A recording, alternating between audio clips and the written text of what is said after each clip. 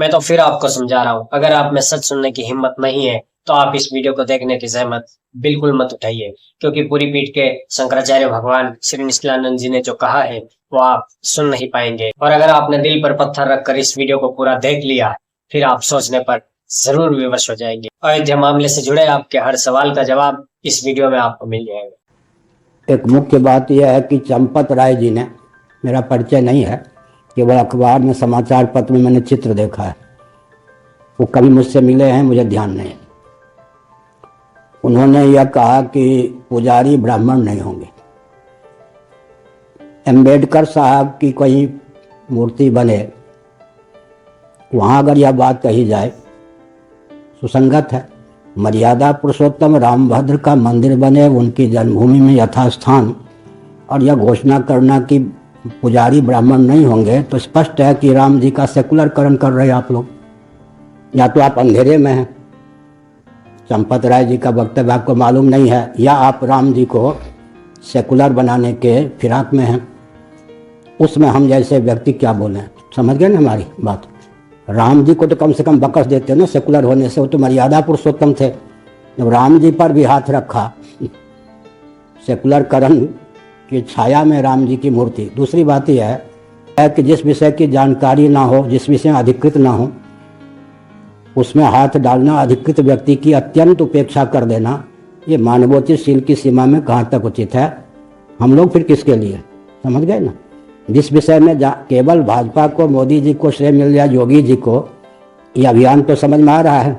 राम जी से उसका संबंध क्या है जो आप लोग कर रहे हैं, ये बताइए। जब पुजारी ब्राह्मण नहीं होंगे तो राम जी एक सेकुलर होंगे। अम्बेडकर की मूर्ति में राम जी की मूर्ति में कोई अंतर नहीं। एक और राम जी का मंदिर बनाएंगे, दूसरी ओर अयोध्या में सैकड़ों फीट ऊंची मूर्ति बनाएंगे, तो उनको हर प्रकार से नेता का रूप दिया जा रहा है। इसमें जो भावुक लोग हैं, लोभ भय कोरी भावुकता विवेक, ये चार अभी हम बोल रहे थे, इस विषय पे नहीं किसी और विषय पर। लोभ भय कोरी भावुकता विवेक, कोरे भावुक व्यक्ति तो सहभागिता का परिचय दे सकते हैं। इधर और भी एक विचित्र बात है, अगर मैंने रामालय ट्रस्ट में हस्ताक्षर कर दिया होता तो नरसिंह राव के शासनकाल में ही मंदिर मस्जिद दोनों का निर्माण हो गया होता। ध्यान है या नहीं। बाकी शंकराचार्य और श्री रामानुजाचार्य, मध्वाचार्य, ये सब हस्ताक्षर कर चुके थे। केवल पुरी के शंकराचार्य मैंने हस्ताक्षर नहीं किया, 27 साल पहले की बात। तो मुझे नरसिंह राव के द्वारा हस्ताक्षर करने वाले शंकराचार्यों के द्वारा दंड प्राप्त हुआ, अब तक मैं भोग रहा हूँ। मुझे श्रेय नहीं चाहिए, मुझे वैसे ही पूरे विश्व में बहुत श्रेय बिना चाहे ही मिल रहा। लेकिन मैं संकेत करता हूँ, जिसके हस्ताक्षर न करने पर आपको श्रेय मिल रहा है, उससे कुछ पूछना उचित नहीं था क्या कि कैसे बनावें, क्या बनावें। तो केवल मोदी जी और योगी जी हैं, उनको श्रेय देने के लिए मोदी जी पहुंच गए शिलान्यास करने के लिए। उनकी भूमिका राम जन्मभूमि में क्या रही।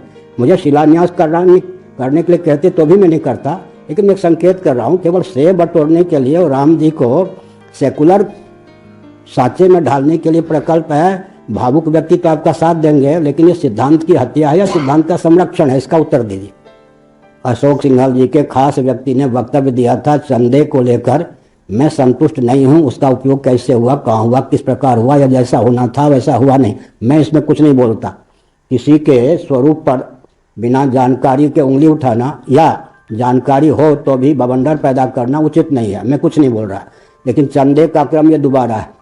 मान लीजिए किसी कारण से नहीं बना, फिर तिबारा होगा चंदे का क्रम।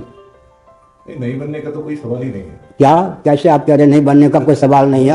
नहीं, आप बनना शुरू हो गया हो तो ठीक है, बनना तो शुरू हो गया, लेकिन वहाँ मस्जिद भी बनने शुरू हो गई या नहीं। हाँ, अरे क्यों, जब आप काम कर रहे हैं तो सांगोपांग विचार करने में आपको डर क्यों लगता है। सुनिए, पार्लियामेंट और सुप्रीम कोर्ट दोनों के द्वारा जजमेंट हुआ, तो 5 एकड़ जमीन सुप्रीम कोर्ट की भाषा हो सकती है क्या। बार एसोसिएशन सुप्रीम कोर्ट में भी मेरा संविधान पर प्रवचन हो चुका है। High court Allahabad bar association में भी संविधान पर मेरा प्रवचन हो चुका है। मैं एक संकेत करता हूँ, कोर्ट की ये भाषा होती है क्या। अधिकार किसी अमुक तंत्र को नहीं बनता, उपहार के रूप में हम 5 एकड़ जमीन दे रहे हैं, ये कोर्ट की भाषा हो सकती है क्या। यही जजमेंट है या नहीं। अमुक तंत्र का अधिकार नहीं बनता है, लेकिन हम उपहार के रूप में 5 एकड़ जमीन दे रहे हैं और सरकार ने 25 किलोमीटर दूर से ही नरसिंह राव और हस्ताक्षर करने वाले व्यक्ति अगल बगल या आमने सामने मस्जिद बनवाना चाहते थे, ये भी मुझे मालूम है। अगर मंदिर ही बनवाना चाहते और मैं हस्ताक्षर न करता तो पूरे विश्व में मुझे बदनाम करने का अवसर मिल जाता। समझ गए ना? मैंने हस्ताक्षर नहीं किया और इसको हल्का फुल्का मत मानिए। एक शंकराचार्य ने हस्ताक्षर नहीं किया जब मैं पद पर केवल प्रतिष्ठित ही हुआ था। समझ गए? केवल प्रतिष्ठित हुआ था, लेकिन नरसिंह राव ने कह दिया कि आप शंकराचार्य जी, जिन शंकराचार्य ने हस्ताक्षर नहीं किया उनको दुर्बल नहीं मानिए, हमने क्षमता नहीं आपके हस्ताक्षर करने पर भी हम मंदिर बना के दिखा दें, मस्जिद बना के दिखा दें। ये नरसिंह राव के शब्द थे, नहीं तो मेरी उपेक्षा कर देते। मैं मुर्दाबाद करने वाला तो हूँ नहीं, सत्य को बोल के मौन रहने वाला हूँ, डंडा उठाने वाला हूँ नहीं। समझ गए? तो प्रश्न उठता है कि वो जो 5 एकड़ भूमि दी गई है, वो लोग बहुत बुद्धिमान हैं, वो ताक में थे कि इनका नक्शा कैसे बनेगा ये। अब वहाँ पर सुप्रीम कोर्ट और फिर क्या है, पार्लियामेंट, दोनों के द्वारा अधिकृत भूमि पर वो जो प्रशिक्षण का केंद्र बनाएंगे, प्रशिक्षण के नाम पर क्या होगा, बुरा न मानो होली है। एक उत्तर प्रदेश में अगर उस जजमेंट या निर्णय और क्रियान्वयन की प्रक्रिया की अनुकृति श्री राम जन्मभूमि के बाद काशी विश्वनाथ और श्री कृष्ण जन्मभूमि मथुरा, अगर यह इन दोनों को लेकर मौन हो गए तो खो गए, अगर बोले तो इसी निर्णय की पुनरावृत्ति होगी। केवल उत्तर प्रदेश में 3 नए पाकिस्तान बन जाएंगे। आपको भविष्य पर ध्यान है क्या? क्या करने जा रहे हैं आप लोग? ध्यान गया? 3 नए पाकिस्तान को जन्म देना केवल एक प्रांत में। अलीगढ़ तो पहले से आई, हम तो रहे हैं वृंदावन में। देश के विभाजन की भूमि मुरादाबाद, अलीगढ़ की सारी योजना होती थी या नहीं मुझे तो मालूम है, मैं तो वृंदावन में रहा हूँ। तो एक उत्तर प्रदेश में ही क्या करने जा रहे 5 एकड़ भूमि देकर? ये कोर्ट की भाषा है या प्रधानमंत्री की भाषा है? श्री जगन्नाथ जी को लेकर जो निर्णय आया था रथ यात्रा का, वो कोर्ट की भाषा थी, चीफ जस्टिस की भाषा थी, लेकिन उसमें प्रधानमंत्री और यहाँ के मुख्यमंत्री की भाषा नहीं थी क्या? और मेरे बोलने पर एक दिन में निर्णय चीफ जस्टिस को बदलना पड़ा या नहीं? बदलना पड़ा। उड़ीसा के व्यक्ति कम से कम जानते हैं, पूरे भारत के व्यक्ति। तो प्रश्न उठता है कोर्ट का निर्णय कैसे होगा कि अधिकार नहीं बनता उपहार के रूप में 5 एकड़ जमीन? इसका अर्थ है कि मुस्लिम तंत्र भी मुझे मानते हैं, मैं कोई बुलाता सम्मेलन आदि नहीं करता, लेकिन मानवाधिकार की सीमा में 3 अगर 5-5 एकड़ भी जमीन देंगे तो 15 एकड़ जमीन 3 नए पाकिस्तान बन जाएंगे। तो आप उत्तर प्रदेश को कहाँ, भारत को कहाँ ले जाना चाहते हैं? राम जी का विरोधी में कैसे हो सकता, राम मंदिर का विरोधी कैसे हो सकता? लेकिन जिसकी भूमिका रही हो उसको पूछना भी नहीं। मार्गदर्शन की बात तो छोड़ दीजिए, आज्ञा की बात तो छोड़ दीजिए, सेकुलर तंत्र के वशीभूत होकर राम जी को सेकुलर के रूप में ख्यापित करना ये कहाँ तक न्याय है जी? इसलिए मैंने कहा राम मंदिर तो बन ही नहीं सकता। आपके कैसे नहीं बनना शुरू हो गया? राम जी वहाँ प्रतिष्ठित नहीं हो सकते। राम जी के सिद्धांत पर ही राम जी के नाम पर प्रहार आप कर रहे, तो राम जी की मूर्ति होगी या कोई और मूर्ति होगी? इसलिए मैंने जो कहा होश में कहा है ना, बेहोश में नहीं, भांग वांग नहीं खाता हूँ। राम जी हो ही नहीं सकते वो। जब देखिए स्कंद पुराण आदि में लिखा है, और सामान्य बात नहीं है, हल्का फुल्का नहीं लीजिए, सुप्रीम कोर्ट का जजमेंट है। मेरे वाक्यों को 24 बिंदुओं को लगभग पहली बार में सुप्रीम कोर्ट के चीफ जस्टिस ने जजमेंट का रूप दिया है। गजपति जी परेशान हैं कि शंकराचार्य ने जो मैंने 24 बिंदु गजपति जी को भेज दिया था कि 24 बिंदु में दे रहा हूँ श्री जगन्नाथ मंदिर को लेकर। 24 बिंदुओं में पहले ही, अब तो 1 साल हो गए निर्णय दिए, 3/4 मेरा ही जो वाक्य हिंदी में उसको अंग्रेजी में उसमें लिखा है चीफ जस्टिस ने अपने शब्दों में कि देवता की प्रतिमा मूर्ति विधिवत पूजित प्रतिष्ठित न हो तो उसमें यक्ष भूत प्रेत पिशाच वेताल उपद्रवी तत्व का सन्निवेश हो जाता है, वो सबको बेहाल कर देता है। ये अब सुप्रीम कोर्ट का जजमेंट है। मेरा वाक्य अब सुप्रीम कोर्ट का जजमेंट है अंग्रेजी में। अंतर इतना है कि मैंने हिंदी में दिया। तो विधिवत अगर प्रतिष्ठा नहीं होगी राम जी की, एक सेकुलर मर्यादा पुरुषोत्तम के नाम पर सेकुलर रूप में राम जी को खड़ा कर देंगे, तो राम जी की मूर्ति होगी या सबको नष्ट करने वाली प्रतिमा होगी? इस पर विचार कीजिए ना। शास्त्र के साथ आप कैसे खिलवाड़ करें? इस भावना से आप नहीं आए होंगे, धन्यवाद, हम भी साथ हैं, यही कहलवाने के लिए आए होंगे। लेकिन सत्य तो सत्य है, सुरक्षित तो रहेगा ना सत्य। कभी कोई विप्लव होगा तो कम से कम ये वक्तव्य एक व्यक्ति ने शंकराचार्य के पद से, फिर सरासर अन्याय है जी। मोदी जी का क्या हाथ है राम मंदिर में जी? हमें श्रेय नहीं चाहिए, लेकिन मोदी जी को विचार करना चाहिए आपकी क्या भूमिका राम मंदिर को लेकर है। एक बार भी राम जी को लेकर कुछ बोले नहीं, केवल 25 किलोमीटर दूर, वो भी जब घुसने वाले थे उससे पहले राम जी के बारे में एक वाक्य बोले। मोदी जी की कोई भूमिका नहीं राम जन्मभूमि को लेकर।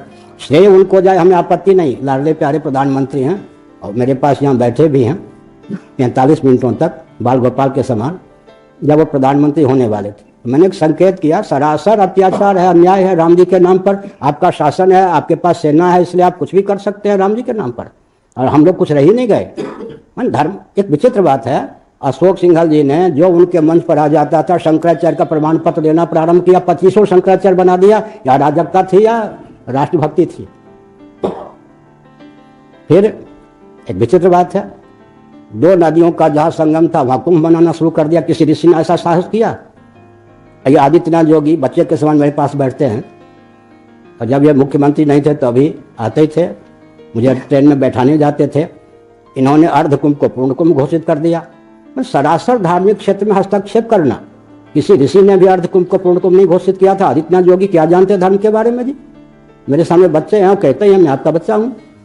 अशोक सिंघल जी को क्या अधिकार था जो आवे मन पर शंकराचार्य, जहाँ 2 नदी का संगम वहीं पर कुंभ? ऋषियों ने भी 5-6 कुंभ नहीं बनाया। सरासर अत्याचार है ना। एक आप लोग सामाजिक संगठन के व्यक्ति हैं, वो धार्मिक क्षेत्र में सरासर अपने शासन के नाम पर हस्तक्षेप किए जा रहे हैं। ये कौन सी बात हुई? आप कहेंगे हमारे ऊपर से ऑर्डर आया है हमारे ऊपर उससे ऑर्डर आया है। हमारी गति ब्रह्मलोक तक है, विष्णु लोक तक है। हम ऐसे नहीं है अरे गरे न ठुके। आपको ऊपर से आया है क्या? मोहन भागवत जी से ऑर्डर आया होगा, चंपत राय से। हमारे पास जहाँ राम जी रहते वहां से ऑर्डर आया है सरासर अत्याचार है। जब मैं किसी को मुख्यमंत्री नहीं बनाता, प्रधानमंत्री नहीं बनाता, जबकि शंकराचार्य का पद है शासकों पर शासन करने का पद है। आप लोग तो सुनते चौंक जाएंगे, शंकराचार्य का पद शासकों पर शासन करने का। देखिए संविधान, शंकराचार्य का पद शासकों पर शासन करने का है। हम मुख्यमंत्री नहीं बनाते, प्रधानमंत्री नहीं बनाते। आपके क्षेत्र में कोई हस्तक्षेप नहीं करते, प्रधानमंत्री कौन हो, मुख्यमंत्री कौन हो, तो आपको क्या अधिकार हो गया कि राम मंदिर बनाने का? अधिकार आपको कहां से आ गया? किसने दिया अधिकार? केवल आपका शासन है इसलिए मनमाना, इसलिए ना, और तो क्या है आपके पास? लेकिन जिनकी बात मैं कर रहा हूं उनके साथ प्रकृति भी है, उनकी शक्ति प्रकृति है। प्रकृति एक चांटा मारती है ना तूफान आंधी के माध्यम से, रावण जैसे दुर्दांत व्यक्ति के होश ठिकाने हो जाते हैं। समझ गए? प्रकृति के चांटे लगते हैं तब मर्यादा का अतिक्रमण करना, अपनी सीमा।